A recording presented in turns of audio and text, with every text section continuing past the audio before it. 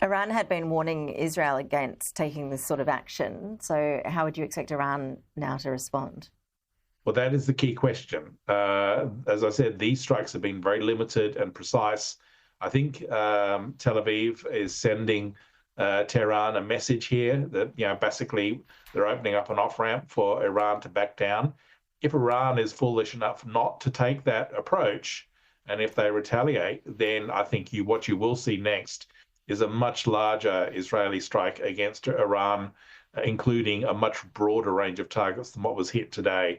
That next round of strikes could include the nuclear facilities and oil facilities. But I think what Tel Aviv and Netanyahu is saying is, look, this is our retaliation from your earlier attack. Take your pain and end this. And the question then is, how does Iran respond? Malcolm, considering everything going on in Gaza and Lebanon with these Iran strikes, is the IDF's capability getting stretched?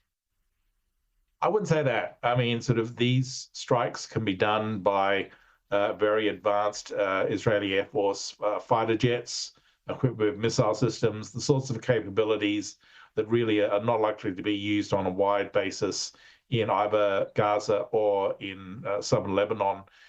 These are the sort of things that I think Israel probably can do at the same time as they carry out attacks against Hamas in Gaza and Hezbollah in Lebanon.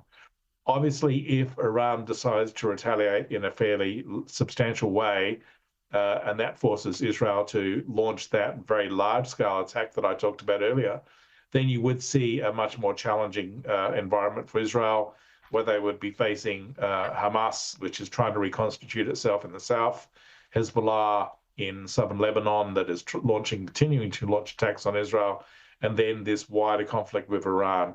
That could be challenging for Israel, but essentially Israel have little option here. They can't afford to back down and allow their enemies to continue to launch attacks unopposed. Malcolm Davis joining us live there from Canberra. Thanks so much. Thank you very much.